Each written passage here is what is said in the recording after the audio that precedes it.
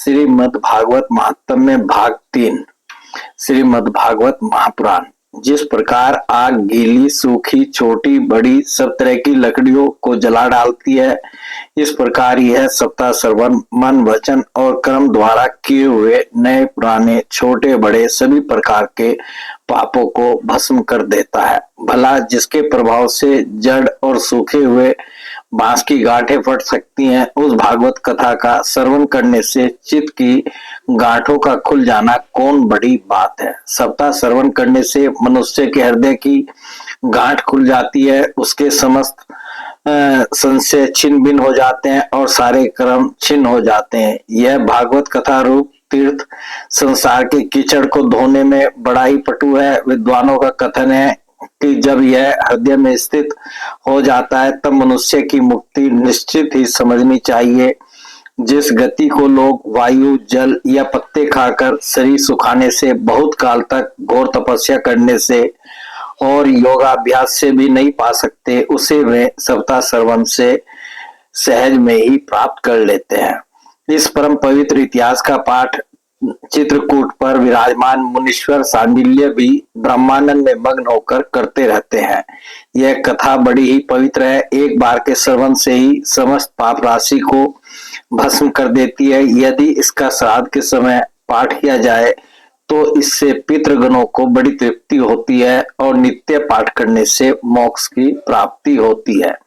ये हमने अध्याय 5 से पढ़ा है। इस श्रीमद् भागवत से भोग और मोक्ष दोनों ही हाथ लग जाते हैं। नारद जी ने कहा, मैं श्रीमद् भागवत श्रवण को ही सब धर्मों से श्रेष्ठ मानता हूँ, क्योंकि इसके श्रवण से वैकुंठ अर्थात गोलोक विहारी श्री कृष्ण की प्राप्ति होती है। श्री सुखदेव जी बोले, रसिक एवं भावुक जन, यह श्रीमद् भागवत वेद रूप कल वृक्ष का परिपक्व फल है। श्री सुखदेव रूप सुख के मुख का संयोग होने से अमृत रस से परिपूर्ण है। यह रस ही रस है, इसमें न छिलका है न गुठली, यह इसी लोक में सुलभ है। जब तक शरीर में चेतना रहे तब तक आप लोग बार बार इसका पान करें। महामुनि व्यासदेव ने श्रीमद् भागवत महापुराण की रचना की है। इसमें निष्कपट निष्काम परम धर्म का निरूपण है। इसमें शुद्धांतःकरण सत्पुरुषों के जानने योग्य कल्याणकारी वास्तविक वस्तु का वर्णन है, जिससे तीनों तापों की शांति होती है। इसका आश्रय लेने पर दूसरे शास्त्र अथवा साधन की आवश्यकता नहीं रहती। जब कभी पुण्यात्मा पुरुष इसके श्रवण की इच्छा करते हैं तभी ईश्वर अविलंब उनके हृदय में अवरुद्ध हो जाता है। यह भागवत पुराणों का तिलक और वैष्णव का धन है। इसमें परमहंसों के प्राप्य विशुद्ध ज्ञान का ही वर्णन किया गया है तथा ज्ञान वैराग्य और भक्ति के सहित निवृत्ति मार्ग को प्रकाशित किया गया है। जो पुरुष भक्ति पूर्वक इसके श्रवण पठन और मनन में तत्पर रहता है वह मुक्त हो जाता है। यह रस स्वर्गलोक, सत्यलोक, कैलाश और वैकुंठ में भी नहीं है। इसलिए भाग्यवान श्रोताओं, तुम इसका खूब पान करो, इसे कभी मत छोड़ो।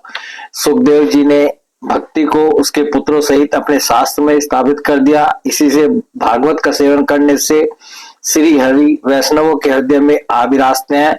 जो लोग दरिद्रता के दुख जवर की ज्वाला से दग्ध हो रहे हैं, जिन्हें माया पिशाची ने रोंद डाला है तथा जो संसार समुद्र में डूब रहे हैं, उनका कल्याण करने के लिए श्रीमद् भागवत सिंहनाद कर रहा है। इस कलयुग में भागवत की कथा भवरोग की रामबाण औषधि है। ये अध्याय 6 से हमने पढ़ा है। बोले भगवान श्री कृष्ण की जय।